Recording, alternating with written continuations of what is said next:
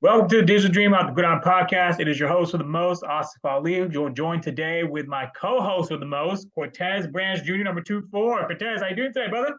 I'm doing good, man. How are you doing today? It's been good. It's been a minute since we've been on here. It's been over 3 months. Our last episode was September 21st. It's December 9th, so basically 3 months. And right before we started, we're gonna get into the main topic of today, the NFL. But obviously, we talked about wrestling. There's a crazy chaos wrestling world, which we're going to talk about, in a bit after we go through kind of the major NFL headlines for tomorrow. But yeah, obviously, let's talk with our mutual friend who we both interviewed on our last episode, Just Incredible, parkour legend, who just made his return yesterday. What's your take on Just Incredible's comeback? I mean, because I'm pretty hyped. Hey, Justin. Hey, I appreciate you going out there doing your thing, man. Keep at it. Like you're young enough. You're younger than most of the guys that are coming back. You're definitely younger than Sting and Rick. Yeah, 100%. No, I think Just Incredible at the young age of 50 years old, a very young 50, like Adam Copeland, Edge, or Christian Cage, Jay Riso, Yep. or Chris Jericho, who's over the age of 50, right? I mean, there's a lot of guys who are basically proven that they still have their mettle. It's incredible to see. It's just incredible to see how these guys are still, operating at such a high level. But I mean, best luck to him. Obviously, Justin, if you listen to this, look forward to having you back on in the near future. Now, let's get into the topic that I want to talk about, because I've been kind of binge watching this game all weekend, the game from last weekend, the highlight game of the NFC, the 49ers. Last time we were on, we talked about the Eagles. You and our co-host Devin, who couldn't make it today, you both told me the Eagles are, a superior team to any other team in the NFC. And the Eagles did actually end up beating Tampa Bay. And the Eagles are still the number one seed, so they are still a superior team.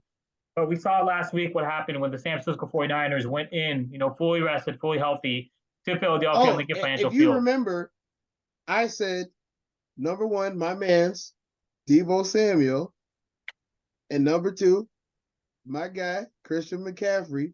If they were healthy this late in the season, they were going to be a tough team for Philadelphia to deal with, because Philadelphia, while they are physical, San Francisco's entire team is a physical football team. And I remember saying this. I was like, I think that Philadelphia is the better team, but I think that San Francisco is the more physical team. And let's face the facts. In football, sometimes the more physical team will win, and dominantly. They will beat you down to the point of where you don't want to play anymore. Yeah, absolutely. And I think, to your point, Christian McCaffrey, Deebo Samuel, obviously, and Trent Williams. Trent Williams, in my opinion, obviously you playing the running back position, you can speak to this in a bit, but having a healthy offensive line, and more importantly, having the best left tackle in the league in the game today be healthy. You saw the difference when the Niners went on that 3-game skid. Started out 5-0, they lost 3 straight. They almost beat Cleveland at Cleveland. They lost, because Jake Moody couldn't make the field goal. They lost at Minnesota. They lost, who's the other game? Oh, against Cincinnati. Secondary got exposed pretty badly against Joe Burrow. But obviously, since Deebo has come back after that game, since Trent has come back after that game, it has opened up a completely different dimension for this offense. Kyle Shanahan has basically opened up the playbook to make it so that Christian and Deebo are just able to get in open space and challenge you to tackle them in open space. And as you know, as I know, as anyone who's ever played knows, the most difficult assignment that you can do in football as a defender or a linebacker or a defensive back is an open field tackle, especially for the running back, which you can speak to in a bit. But I mean, it's just incredible to see kind of the night and day kind of transformation between. Yeah, I see it, baby. I see you, baby. Yeah. I got one on the ground, and I got one that got lifted up off his feet. So yeah, open field tackle. Open field tackle is not for everybody. It is not, and I mean, I'm gonna give you the floor in a bit, but let me just close off this point, okay? With the 49ers now, with Brock Purdy right now, with the way that they're playing, clicking on all cylinders offensively, and with that improved secondary, even with the loss of Talanoa Hufanga, with a starting Pro Bowl safety, with the rookie Jair Brown stepping into the game, it makes it makes a team, that it shows you kind of how next man up is basically, been a mantra for that defense. And Steve Wilks against Philadelphia, I think if I read the numbers correctly, he only blitzed 12% of the time. That was a season low. So they didn't have to, even with their front four, they didn't have to go after Jalen Hurts. They didn't have to run in the backfield, go 5 yards, leak behind center and try to tackle him, and then that exposes, a man in the flat. They basically contained him that whole time. And with the loss of Shane Steichen to the Indianapolis Colts, the Nick Sirianni is still, in my opinion, one of the best coaches in the NFL. I mean, I hate to say that as an Irishman, but he's clearly one of the best coaches in the NFL based on resume so far and results.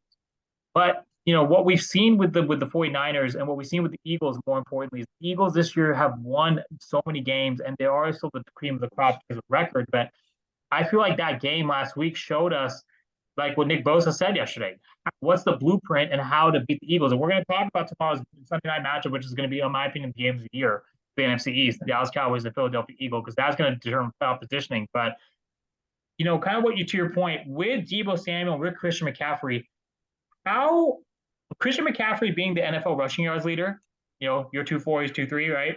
And Deebo Samuel, number 19, right, being the wide back, in open space, as well as kind of coming in the backfield. How far can this team go if fully healthy? Well, I'm going to tell you right now, and I'm going to address that statement you made because it was perfect. Yes.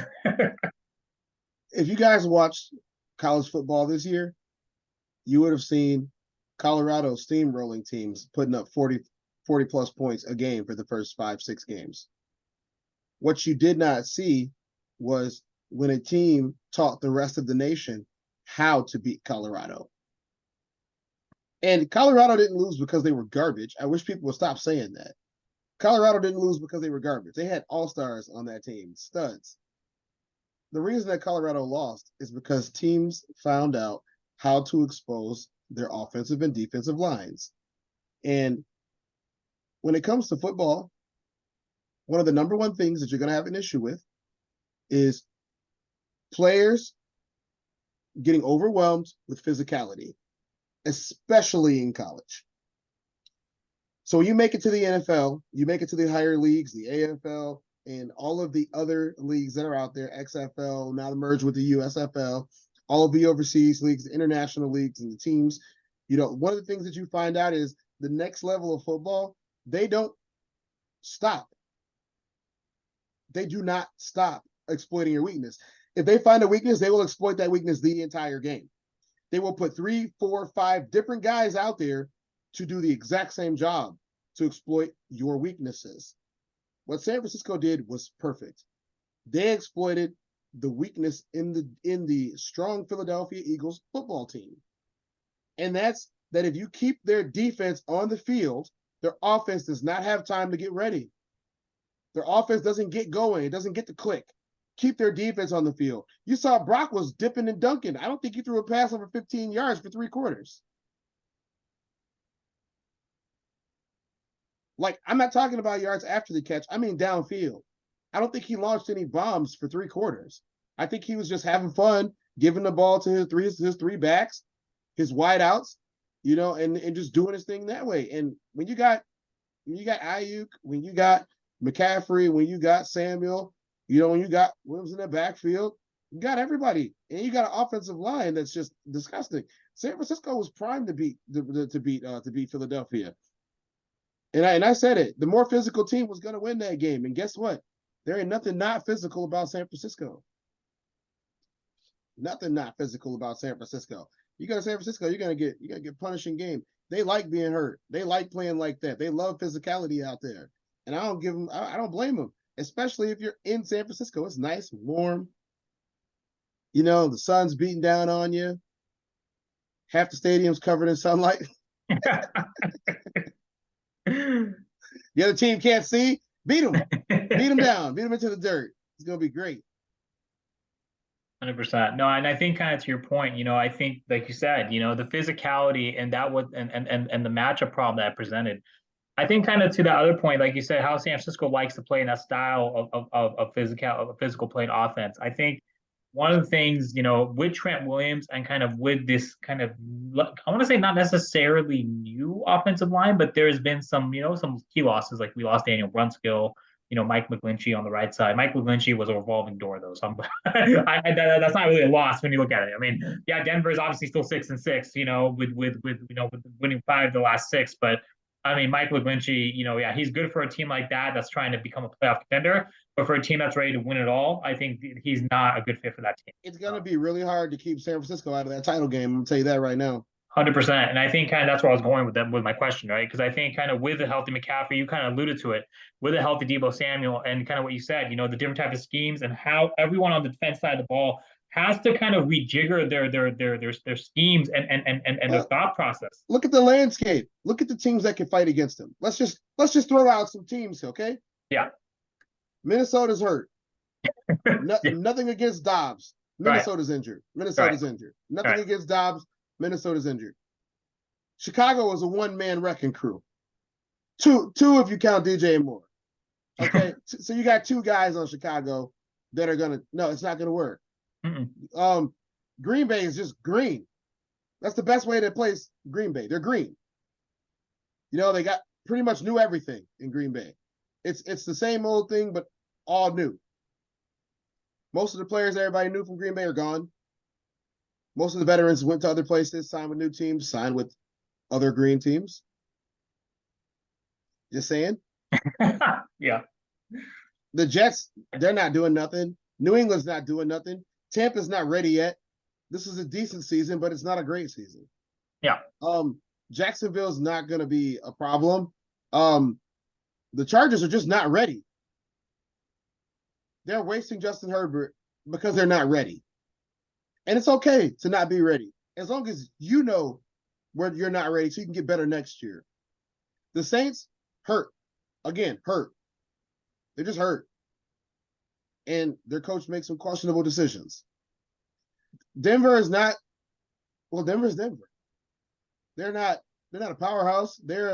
We might make it. We might not. Better than last year. I mean, Kansas City, I feel like we're watching Kansas City fall. I feel like we're watching them fall. Does that mean take them easy? No. Odds are Kansas City goes and faces Philadelphia. And Philadelphia and Kansas battle it out. And then San Francisco will run over both of them. Well, yeah.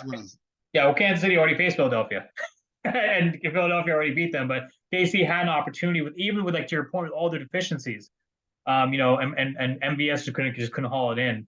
And I think for the AFC, this is who I think, or basically, like, kind of to your point about the power rankings. I think it's Baltimore right now. I think Lamar Jackson is playing at an MVP caliber level. I think what Greg Roman. I mean, I'm not a big fan of Greg Roman, but John Harbaugh, Greg Roman, right? And obviously my coach from San Jose College, Coach Keith Williams, get to the show, right? That's my college coach right there from JUCO. I mean, he's coach of the wide receivers, great. That Baltimore team is a team to be reckoned with. And I think you see them in the Super Bowl. Yeah, you can see them in the Super Bowl for the AFC. I think for AFC Championship matchup, if it's not Kansas City, which I think it probably will not be this year, because I don't think they'll have home field advantage, even though they do have a cupcake division. And even if they have home field advantage, they've shown so many deficiencies in terms of Patrick Mahomes not trusting the receiving core. I mean, losing Juju Smith-Schuster. You see Tyreek Hill having an MVP caliber season in Miami. That's the other team who I think is look out for in the AFC. I think right now so you got AFC. You'll say, I'll say in the division game, it'll probably end up being, well, AFC, I'm gonna go with Baltimore, Miami. I don't think Kansas City makes it to the AFC title game. Yeah, I think AFC Championship game will probably be Baltimore, Miami, and I think it's going to be at Baltimore. If it's going to be at Miami, depending on where it is, whoever has home field advantage will end up winning that game. But with that said, NFC, I want to see this game with Dallas and Philadelphia. The Dallas-Philadelphia game will determine who faces the 49ers. I'm saying it right there. 100%. Dallas-Philadelphia game determines who faces the 49ers. 100%. Because the 49ers have steamrolled, to your other point, they steamrolled both these teams early in the season. Well, if you have Philadelphia last week, Dallas obviously back in September or October, I forgot which month it was. But those games are going to determine, to your point. I want to say the Cowboys Eagles game tomorrow. Now we're gonna get into this because I'm so hyped and locked in this game. I don't know why. For some reason, I'm more hyped about this game than I was about the Niners going to Philadelphia last week. I mean, Philadelphia at Dallas, because if you remember when Philadelphia and Dallas played, I watched the replay of that yesterday on NFL Network.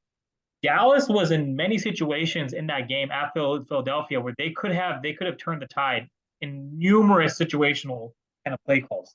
Obviously with Dak just not knowing where he was on the field when he basically scrambled out of bounds. That pass interference, that was a no call. I think it was on Hendershot, if I'm not mistaken, 87.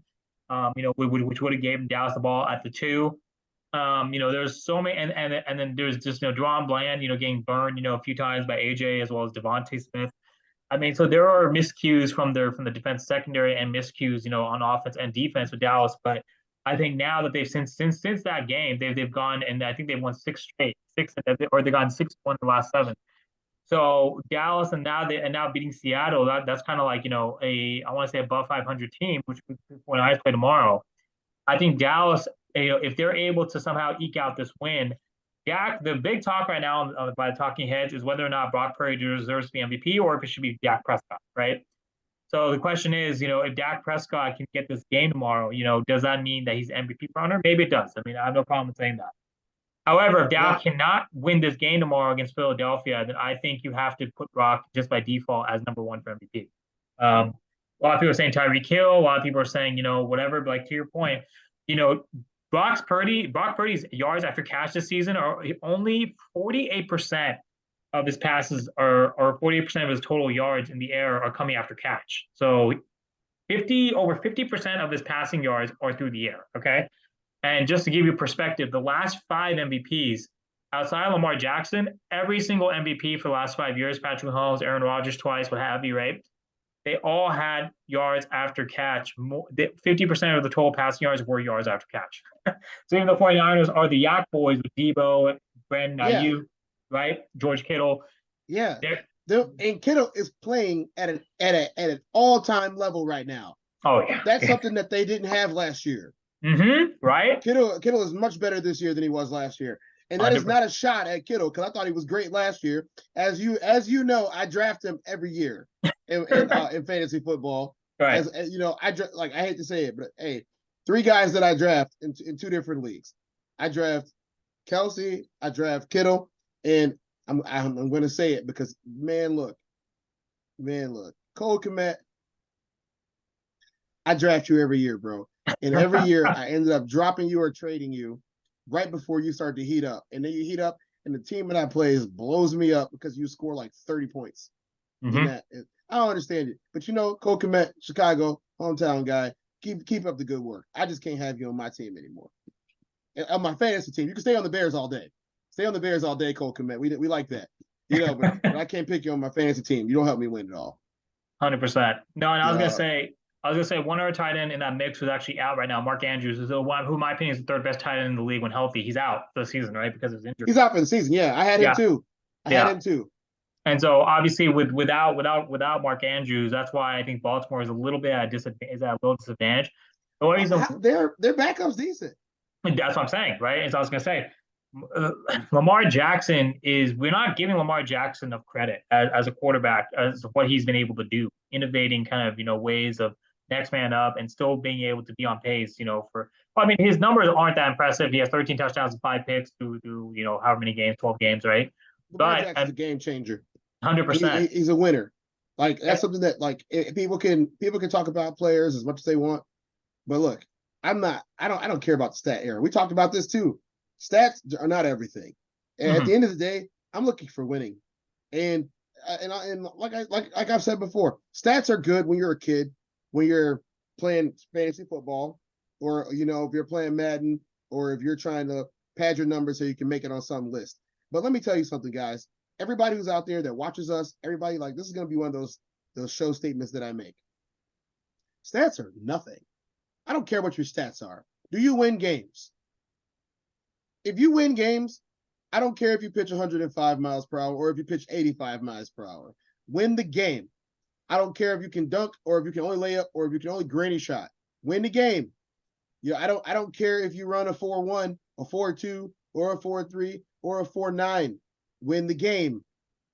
I don't care if you can launch the ball 70 yards or 30. Win the game. All I care about is winning. And a lot of people who are athletes, they only care about winning. Because at the end of the day, when all the stats are broken, when all the records are over, because somebody's always going to break your record, what they're not going to do is win 4, 5, 6, and in one case, 7 championships. Everyone talks about winning and breaking records, but what's more important than anything is those championships.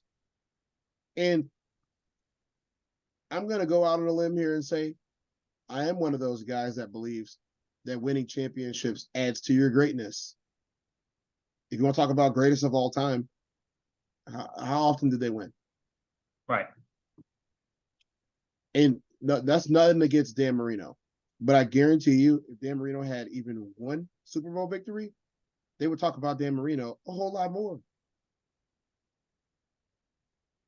Because Dan Marino doesn't have a championship, but Jim McMahon does. And I don't know if that hurts some people's feelings, but when they talk about Hall of Fame statistics, the first thing they talk about is how many championships he won. And if you guys haven't realized that San Francisco is on championship or bust, that's what they're doing. And I don't fault them for it at all. I think Philadelphia is on the same thing, but like I said, once a team learns how to beat you, you're in for a rough month. You know what I mean? This whole next month for Philadelphia is going to be their proving ground. And I would hazard a guess that Dallas tries to beat them the exact same way that San Francisco did. Mm-hmm. Because Dallas has a few guys on their team that can replicate what San Francisco was doing. Tell me I'm wrong. Oh, no. I'm going to tell you 100% right. They might have the best edge rusher in the game. Oh, absolutely. You know, and you have to factor in with Tank Lawrence on the other side, right? You got DeMarcus Lawrence on the other side, and then you got 96. I forget his name. I keep forgetting 96. The big boy, you know, on the inside, on the interior. I mean, they can literally do the exact same thing Dallas can with their personnel. You know, obviously losing Trevon Diggs hurts, right? But up front, those big boys up front, they can replicate exactly what the Niners did last week. Not to mention Dallas also runs the same play that gets them all their short down yardage. Mm-hmm. Dallas, seeing your own team run that play all year, feeling it from what it looks like tomorrow. What's the difference between Christian McCaffrey and Tony Pollard? McCaffrey's better. That's about it, right? Yeah. That's about it. Yeah. Fundamentally, they're the same guy. Mm-hmm. They both run downhill. They both run hard. I feel like McCaffrey has a little bit more of I'm not giving up in him than Pollard. Yeah. But Pollard's a lot younger. It's only, his third season in the league? Mm-hmm. First season as a full-time back. You know, the premier back, as they call it in the NFL. Mm-hmm. First season as a premier back. Zeke's over in New England, beating up on Trubisky and crew this weekend. But, you know, that's something that we got to look at. Like, Dallas is going to give it to Philadelphia. Yeah. And they might win. Very much so, yeah. And you know me, I'm not a Cowboys fan, I'll tell you that. Dallas is going to give it to Philadelphia, and they might win. Philadelphia better come rested, and they better come with the idea that they're going to get another physical game. Where are they playing at? That's a good question. Where are they? In Dallas. You're playing indoors in Dallas. You need to be rested, and you need to know it's going to be a very fast, very physical game. You're not going to get any help from the elements. You're not going to get any help from the crowd. It's going to be just as loud as it was in San Francisco. You guys need to listen, Philly. You got a tough game. Like, this is one of those games where we look at it, we're like, man, but Philly's so good. You know what? Dallas ain't bad. Mm-hmm. This is the toughest part of your schedule. You're facing the 90s heroes. San Francisco already gave it to you. Now you got to, if you don't beat Dallas, we start having a different conversation about what's going on in the NFC, in the NFC's top teams. 100%. No, I think kind of to your point, and LaShawn McCoy was saying that, you know, on Speak, I was watching him, you know, intently this weekend or this week because, you know, he was very, you know, heartbroken after Sunday's debacle at Philadelphia. Basically, this game is about for NFC supremacy. Who is the top dog, right? For the San Francisco 49ers have proven that they've beaten both. They've gotten into Philadelphia, beaten Philly, they've beaten Dallas. At San Francisco, they beat them in the regular season this past season, and obviously on the road 2 seasons ago, and this past year, they've shown that they can obviously dominate the Cowboys. But to your point, I'm rooting for the Cowboys, this weekend, and kind of to your '90s kind of throwback. I was actually watching Super Bowl 29, the NFC Championship game, the last time the Niners won the Super Bowl back in 1985, 1984 season to 1985, which was the actual games, and it was just great. As like a 4 or 5 year old, I'm like, whoa, it's like it brought me back. But anyways, I I would mean, say as a San Francisco fan, you want Philadelphia to lose. yeah, well, exactly. That's why I want them to lose because I want Dallas. I actually want, like to your point about '90s heroes, I want Dallas and San Francisco in the NFC Championship game. That's my dream NFC Championship. I feel like the NFC Championship game with a Dallas San Francisco Championship game would make a lot of money. It would absolutely. Every time Dallas San Francisco plays, the ticket prices and the viewership, everything goes up through the roof. Everything goes up through the roof Can because you imagine the legends that are going to be pregame oh my on the goodness, sidelines? are you kidding me? Golly, Joe Montana, Jerry They're all Rice, going to be Stevie, there. yeah, Troy Aikman, Emmett Smith. I mean, Michael Irvin. What side is Terrell Owens sitting on? Oh my God, Terrell Owens. Sheesh. I mean, what side is he going to sit on? Well, he didn't get inducted to the Cowboys Ring of Honor. I think he did get inducted to the 49ers Hall of Fame. So I think, but he was on record before he got inducted saying that he didn't want to go in as Niner.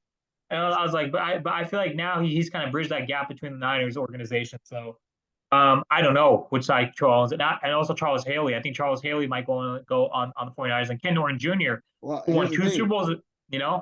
If Terrell Owens shows up this weekend at Philly and Dallas, what side is he sitting on? T.O. is one of those characters where it's like, dude, you've been on everybody's team. 81, baby, 81 forever. You're on San Francisco, you're on Dallas, you're on Philly. Like, dang. Wasn't he on Cincinnati for a while too? He was with Ocho Cinco. Yeah, with Ocho Cinco. He was on all those teams. My God. T.O.'s that dude, bro. I mean, I'm surprised he didn't make it to New England. And I mean, it's really like you said. I mean, just the legends, the narratives, the storylines. I mean, I would just be so enamored to just get that rematch. We've kind of see a rivalry reignited within the Cowboys and Niners last postseason. Dallas, or was the last postseason? No, it was 2 seasons ago. Two postseasons ago, actually, when Dallas and 49 San Francisco went to Dallas and beat them. And then last postseason, when the Dallas Cowboys came to San Francisco, the 49ers beat them. And it was funny because the first matchup 2 years ago was in the wild card. The second matchup this past season was in the divisional. So, in my opinion, kind of the trilogy, the rubber match needs to be in the, it needs to be in the NFC Championship game to kind of close that out. And I really think the NFC is going to take the Super Bowl this year. I think if the Niners come out of the NFC, they're going to take it. Begrudgingly, I do admit if the Cowboys or Philadelphia comes out, they're going to take it. I don't think the AFC. I mean, I think the Baltimore Ravens are definitely the cream of the crop in the AFC. However, without Mark Andrews, I mean, Lamar Jackson, as great as he is, as great as Baltimore has been defensively, there's definitely areas which are yet to be desired. So I'm very excited for tomorrow's game for Dallas, Philadelphia. I'm going to pick the Cowboys to win. And then continue their 14-game home win streak and make it 15 straight. I'm going to pick the Cowboys to win a very close game. I'm going to pick the Cowboys. Cowboys 20. At home? Yeah. What's the Cowboys record is? What are they at? They're at 9-3, and at home they've won 14 straight at home.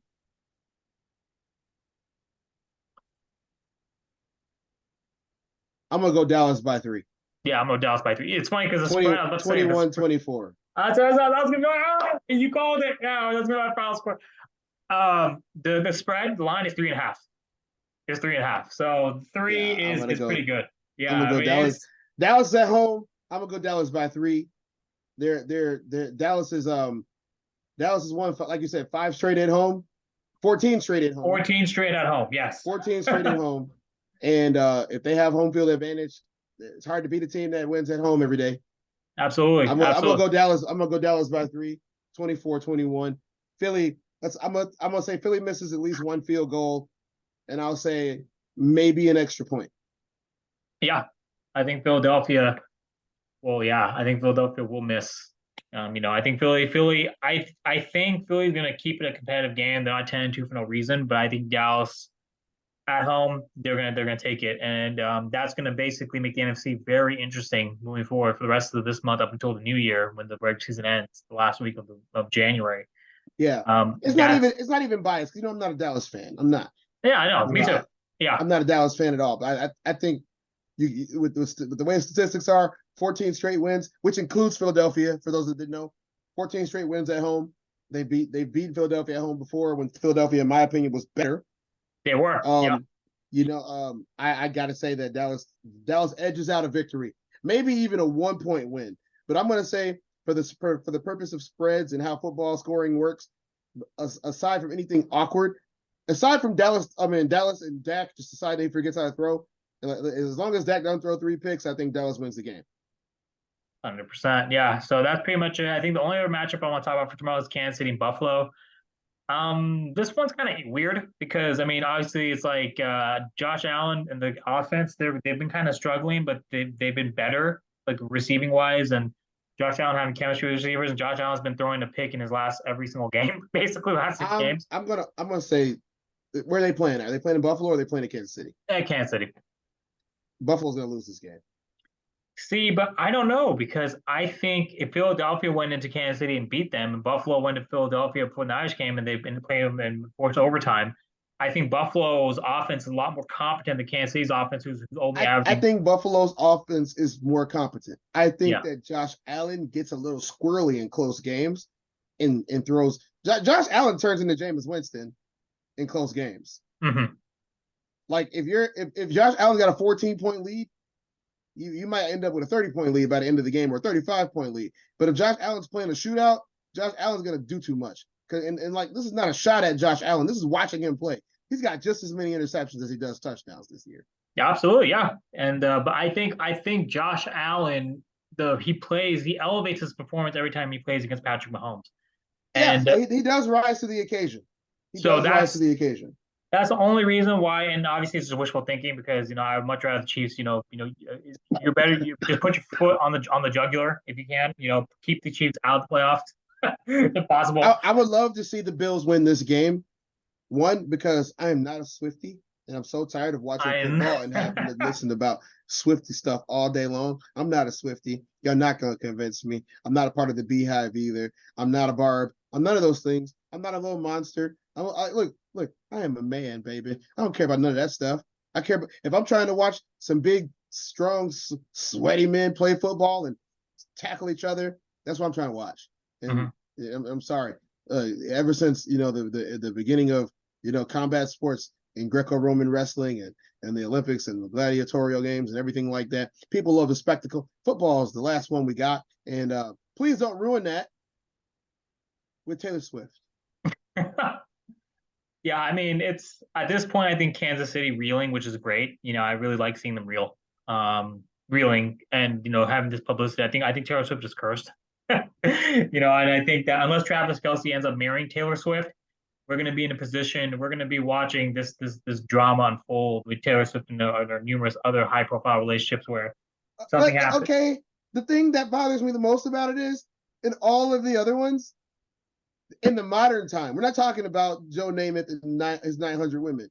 We're talking about modern times. The only time you see somebody is their wife. Even Jay Cutler and Kristen Cavallari, she was Kristen Cutler. She married him. Yeah. They were married. The last one we saw was Jessica Simpson and Tony Romo. And you saw what that did. You saw what happened to the Cowboys. Okay. So everybody else that they're showing all the time is usually a quarterback and is usually a quarterback's wife.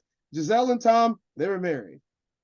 Patrick Mahomes' wife was Patrick Mahomes' wife who got famous, but she was not anyone before that. She was just Patrick Mahomes' wife. Mm-hmm.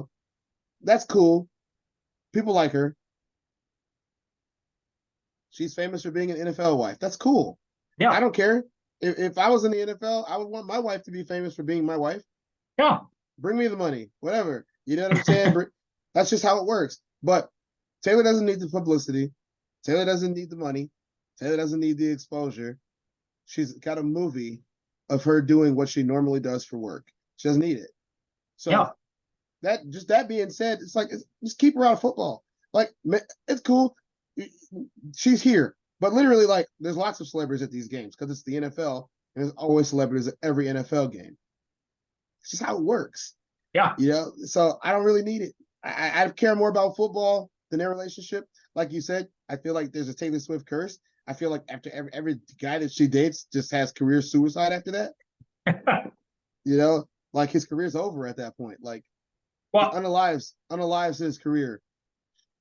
And I feel like he kind of watching him this season. I think he kind of saw that after last season. Not saying because he's basically my age. He's 33, 34. I'm gonna be 34. So he's 34 already. Yeah, and so that's the thing. Like he's kind of getting up there. You know what I mean? He's kind of getting up there in his twilight years. You're seeing the explosiveness isn't really there anymore. If he doesn't marry her, bro, this is a waste of time. Absolutely, and what I'm saying is he's lost a step. He's the New Heights podcast with Jason, his brother, the commercials, and then now the Taylor Swift. And why did he choose to do it at the beginning of this season instead of announcing it prior? It's because when their show was coming out, he was already dating her. He was already dating her. That's right. It's already been debunked that this is a new relationship. They were already dating. Right. And that's cool. It's like I said, I don't care. Date who you want to date, bang who you want to bang. But all of this extra stuff that's going on right now, if they don't get married and he turns into a musical, he's gonna hate himself. Because I'm gonna tell you this right here, his brother has a longer career left than he does.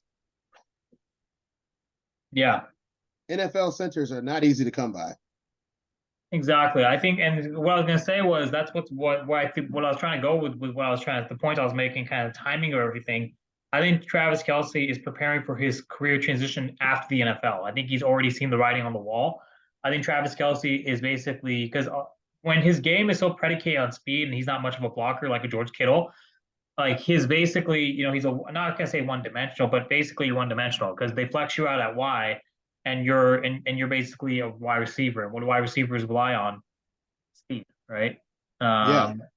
And then essentially, that's that and with that said, I think he's gonna basically, transition to a career in media. He's great talking, he's a great marketable personality, Yeah, he is. Like I said, nothing against Travis Kelce. I just don't know if I would make this much of a deal about it. And I don't think it's all him. I just think that he doesn't help out. He doesn't, no. But I think to your point, this is kind of, he's kind of done to himself. He even said that on his own podcast. It is what it is. At this point, it's been, if you want to say damage is done or what have you, right? But it is what it is. Taylor Swift and Travis Kelce are now unanimous. And unless, like you said, unless they get married, I'm not sure what's going to happen here. But at the end of the day, Travis Kelce is going to prepare for a career transition in the media. And then essentially, we'll see. I think maybe he'll be in the Kansas City for maybe one or two more seasons max. I don't see him. I hope he marries her. Yeah. Hey, for everybody that thinks I'm just a hater, I'm not. I hope that he marries her, and I hope that we tag her and him so we can get more views. Mm-hmm. Yeah. Views are one thing, but we want to get views for notability for the right thing. And some other headlines: Green Bay obviously being Kansas City last week. I think Green Bay, and I'm sure this hurts you, but I think Green Bay is going to make a push for the NFC wildcard spot. There's a very good chance that they go 11-6. Detroit's slowing down. Regardless, like I liked Detroit earlier this season. I think the Bears beating them slowed them down a lot. Mm-hmm. You could tell last week that they were a whole lot slower than they normally are. I feel like Green Bay's got a good chance to sneak in there. They do. And make it to the playoffs. Yeah. And one of the most kind of remarkable things is Jordan Love's statistics mirror Aaron Rodgers' statistic in his first year. They're almost identical. Right. They're almost identical. And the record's almost identical too. The only difference is Jordan Love can actually get them into the postseason, which Aaron Rodgers couldn't do in his first season. So it's kind of remarkable. No, the other teams were too good. Absolutely. And I think kind of at that point, I think that's why, I think this is kind of interesting to see how Green Bay has kind of just been home run hitters with quarterbacks. They got Brett Favre. Minnesota was too good. Chicago was too good. That was what the reason why Aaron Rodgers wasn't able to get in. at the beginning of his careers because Chicago was too good. And we got to face it. That Chicago team, we wish we had that team now. Yeah. That Chicago team in this era, they would have been some real monsters of the midway. Absolutely, because with Brian Urlacher, with all those guys, Peanuts Tillman, Lance Briggs, you had Jay Cutler playing phenomenal, Brandon Marshall, like those guys were good football players, man. Very good football players. I mean, it was So I think, kind of with that said, Spice Adams. I believe he was a rookie at the same time. He was a rookie at the same time, yeah. And so I was going to say, kind of with that said, I think, with Green Bay, I mean, they've had some lineage in terms of getting good quarterbacks, and that's going to continue. Kind of wrap up the NFL segment, for this episode. I think the Niners, next they play the Seahawks tomorrow. And after Seahawks, let me go pull up the schedule real quick so I can make sure that I have the accurate. That's going to be a good game. That's going to be a good game. Well, Niners Seahawks is a good game. Yeah, absolutely. Well, and the good thing is that it's at home. So, and Niners cannot get sloppy because anyone can get beat. So Niners play the Seahawks, and they have to go play the Cardinals, and they have to go play then on Christmas Day, the Baltimore Ravens come into Levi Stadium. And that is going to be, in my opinion, a potential Super Bowl preview if the teams keep playing at their current level. So we'll see how good Niners can scheme against mobile quarterbacks, because they've all struggled against mobile quarterbacks historically. And the Commanders and the Rams. So there's a very good chance, and people are saying the Niners can win out. If they win out, then that means heading into the postseason, the Niners will have won 9 straight games heading into the postseason.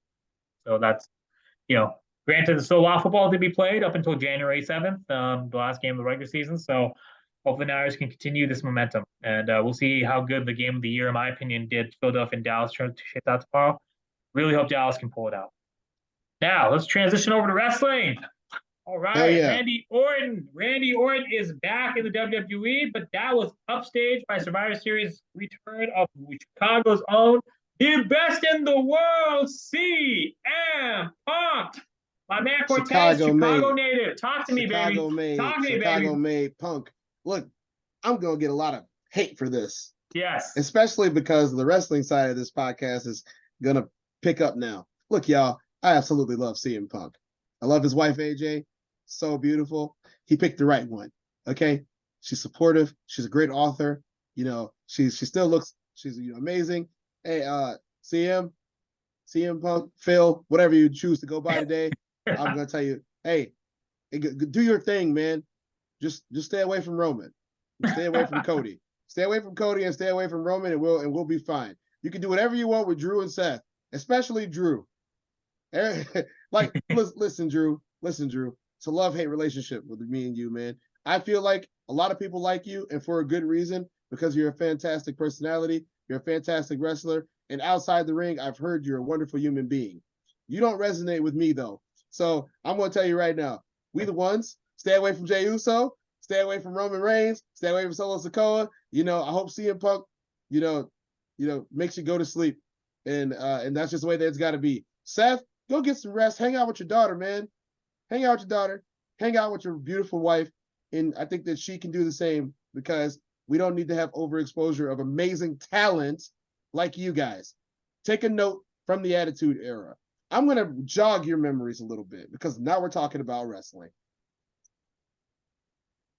I believe the year was 1998. Now, 1998 is an interesting year, because that was one of the first times that the World Federation Championship was not defended for 6 months. It was not defended at the Royal Rumble. It was not defended at any other pay-per-views until WrestleMania. There was a lot of theatrics going on around the title. We had Bret Hart that was in there for a little. No, Bret Hart was just gone. Owen was in the picture before, tragedy. We had The Undertaker. We had Stone Cold Steve Austin, and we had a young The Rock. And not the Rocky Maivia. The Rock was there. We had a young The Rock leading the Nation of Domination, and we had guys in there like a friend of the show, Ken Shamrock. He was in the picture. Steve Blackman was in there for a bit.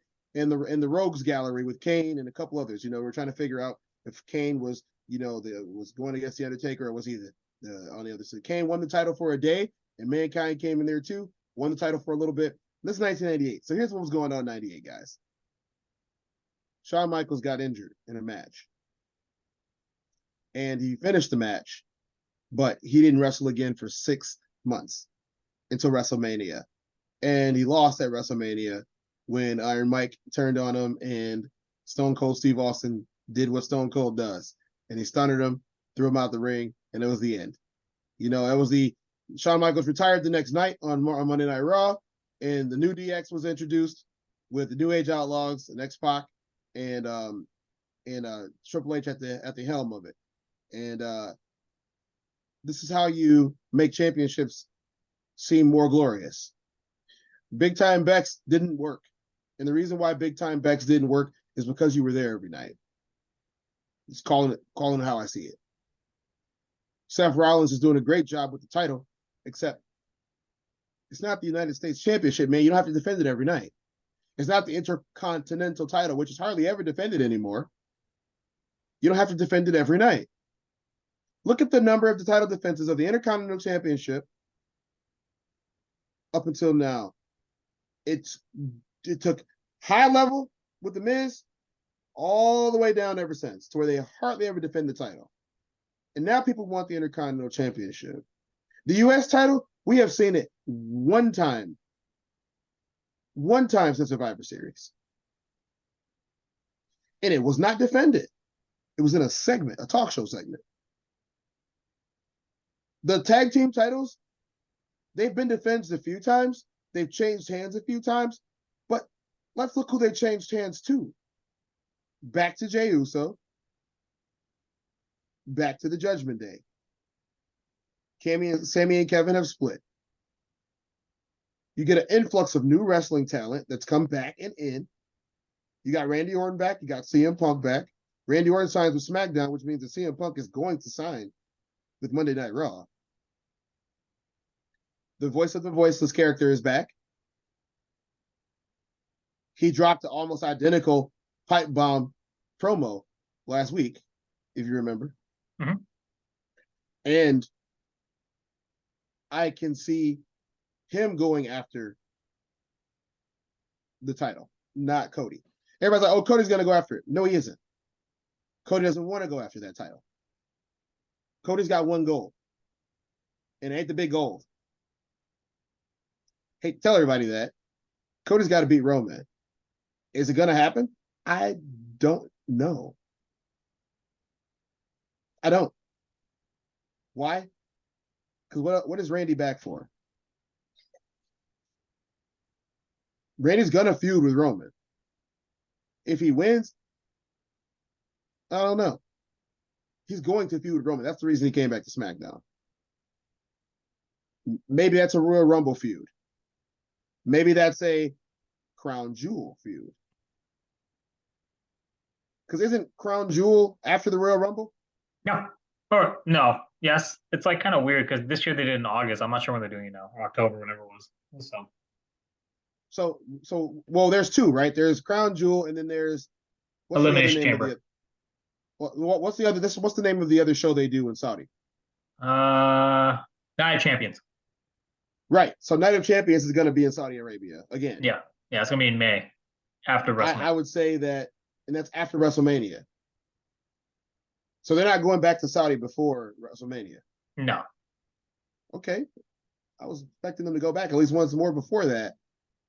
Because when's Riyadh season over? No.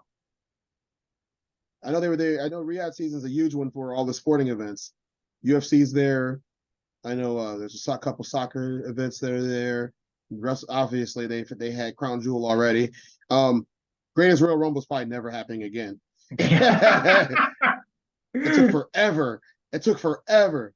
But I would hazard a guess to say that Randy Orton has a feud with Roman at Elimination Chamber. And I would or we get thrown an audible and Randy wins Elimination Chamber and fights Roman at another pay-per-view. Was it Fastlane? Yep. Randy wins the Elimination Chamber and fights him at Fastlane, and then Randy loses at Fastlane, and somebody has to call that chip. But if Cody wins the Royal Rumble, you know what he's doing. Yeah. So if Cody wins the Royal Rumble again, which I think there's a pattern for repeat Rumble winners.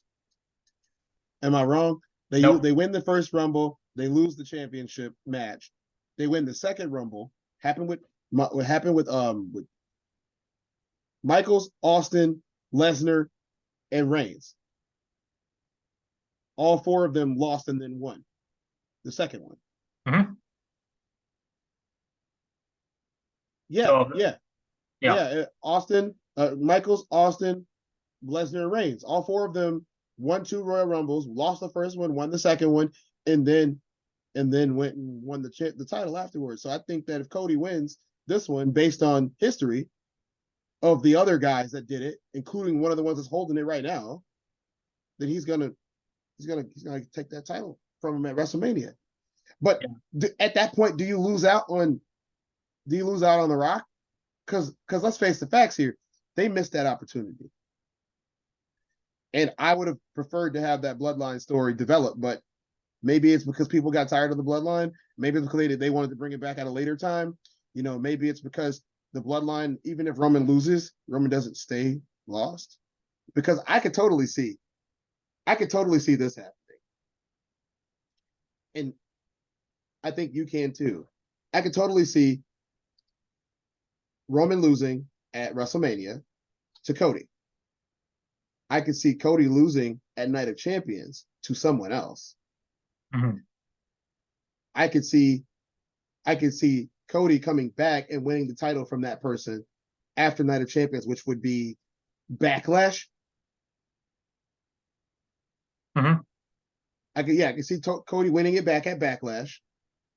I could see Cody dropping it to someone else, possibly Roman, by Survivor Series or SummerSlam. Mm-hmm. Let's say SummerSlam.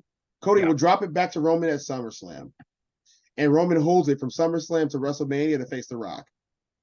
Yeah. The bloodline gets back together with everybody, and Roman goes on to have a blood feud, which would make it great. If the bloodline doesn't completely get back together, it would start off with Jimmy versus Jay, and then Jay versus Solo, and then somebody else would come up, maybe whether it be Joseph or the other cousin that just got signed a couple of months ago, that's been in developmental, whether he comes up, or even The Rock's daughter comes up and joins Jay as her valet and starts to wrestle more on the main roster. I could see The Rock coming back and joining their side of the faction if Simone chooses to support Jay, because this Jey Uso story is not over. That was a great match against Seth last night. Yeah.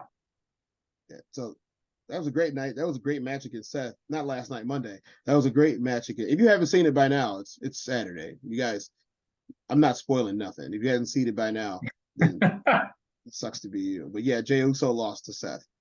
I'm happy that Randy's back. I'm happy that CM Punk's where he should be, because I know your feelings about AEW.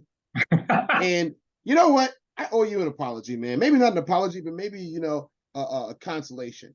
I really did think that AEW had a shot at being better than what it was, but you, from the very beginning, you called it for what it was, and you said they're nowhere near being able to put on the type of show that we're used to seeing, and you were 100% correct.